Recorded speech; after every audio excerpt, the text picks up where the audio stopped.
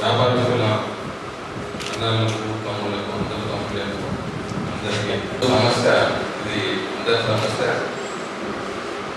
నా వరకు నేను మీకు పలుమార్లు చెప్పడం జరిగింది. నాకు ఎనలేని సంబంధం బట్టల వ్యవస్థతో, మా నాయకుడితో బట్టల అనుభవం ఉంది. మా దాదా చేశాడు బట్టలు, ఇతర వ్యాపారాలు చేసి దూరం వ్యాపారం, మా బట్టల అంగడి వ్యాపారం. సో అన్ని దగ్గరలో బట్టల అంగడిలే. సో మా నాయన పేరుతో ఉన్నది బట్టల అంగడి, మా తాత పేరుతో ఉన్నది, మా అమ్మ నాయనతో ఉన్నది, మరి మా అమ్మగారితో ఉన్నది, అన్నీ బట్టల అంగడిలే. దాంట్లో తేడా లేదు. ఇంకా మా వరకు మీకు ఎంత సేవ చేస్తే ఒక చేంబర్ ఆఫ్ కామర్స్ ఆనరీ చైర్మన్గా అనుకోవచ్చు, దేనికని అనుకోవచ్చు. మీకు ఎంత సేవ చేస్తే అంత చేసేదానికి నేను రెడీగా ఉన్నాను. కానీ కొన్ని మార్లు ఏమవుతాయంటే రాంగ్ స్టెప్ వేస్తుంటాం మనం. ఒక రాంగ్ స్టెప్ దీంట్లో పట్టడం జరిగింది. రాంగ్ స్టెప్ మీకు తెలుసు కదా, ఇనుప పాదం వేస్తే మళ్ళీ కాదన్నట్లు ఒక రాంగ్ స్టెప్ మన వాళ్ళు వేయటం జరిగింది. ఇది జరిగేదే నేను చెప్పాను. నా దగ్గర కొంతమంది వ్యాపారస్తులు వచ్చారు. ఇమ్మీడియట్గా నేను హైదరాబాద్లో చెప్పింది ఏమంటే,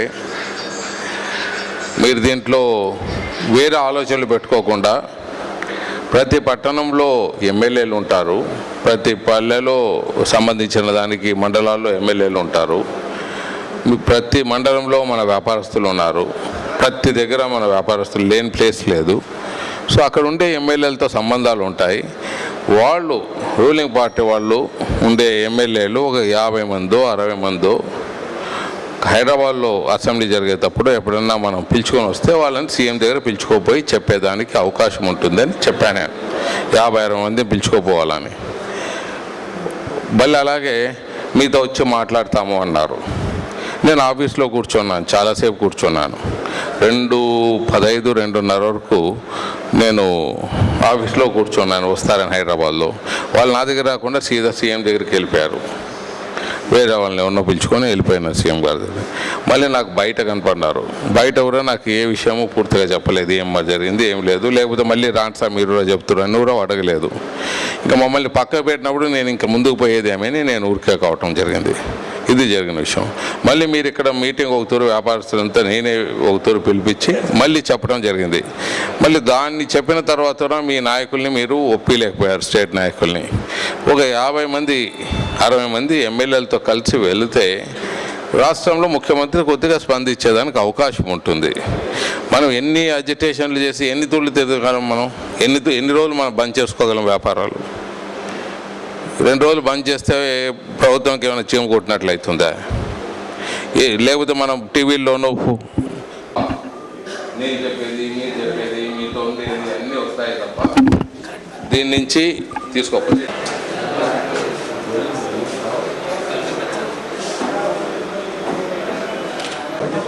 ఓకేనా? వస్త్రంలపై విధించిన వ్యాట్ ట్యాక్స్ నిరసనగా గత 4 నెలలుగా మరి రాష్ట్రంలో ఉన్నటువంటి వస్త్ర వ్యాపారులంతా నిరవధికంగా సమ్మె చేస్తూ ఉన్నారు. మరి ఏ రాష్ట్రంలో కూడా, దేశంలో ఏ రాష్ట్రంలో కూడా లేనటువంటి వస్త్రములపైన వ్యాట్ని మన రాష్ట్ర ప్రభుత్వం విధించింది. మరి సీఎం గారికి ఎన్నో వినతి పత్రాలు మరి రాష్ట్ర సమాఖ్య నాయకులు, రాష్ట్రంలోని వివిధ వస్త్ర సంఘాల నాయకులు కూడా విన్నవించడం జరిగింది. మరి వారి నుంచి సానుకూలమైనటువంటి స్పందన లేదు.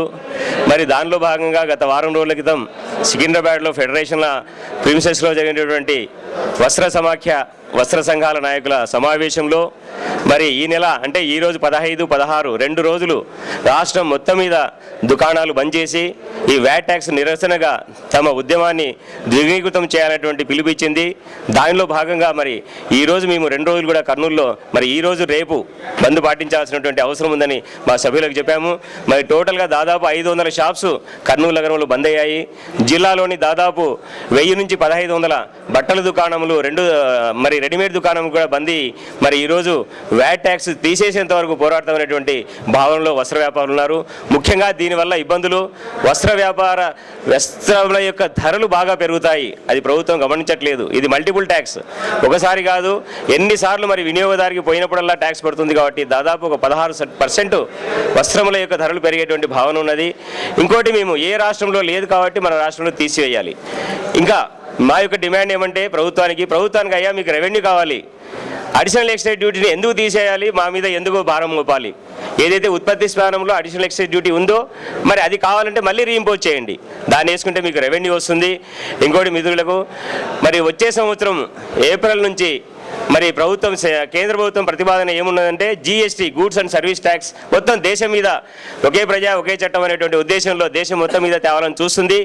అది వచ్చేంత వరకు కూడా ఏదైతే జీవో నంబర్ 932 వస్త్రములపైన వ్యాట్ ఉందో దాన్ని ఒబేయన్స్ పెండింగ్ పెట్టాలని గౌరవ ముఖ్యమంత్రి వాళ్ళని కోరుతున్నాము. మరి ఇప్పుడే మేము గౌరవ మంత్రివర్యులు TG వెంకటేష్ గారు కూడా మా యొక్క సాధక బాధకాలతో ఒక వినతి పత్రం ఇవ్వడం జరిగింది. ఇవన్నీ కూడా మీరు మరి మీ సిటీ కేబుల్ ద్వారా ప్రజలకు తెలియజేయాలని కోరుకుంటున్నాము. ముఖ్యంగా నా పేరు Gadiga Prasad, president Kurnool cloth merchants association. Thank you. ఈ సంవత్సరం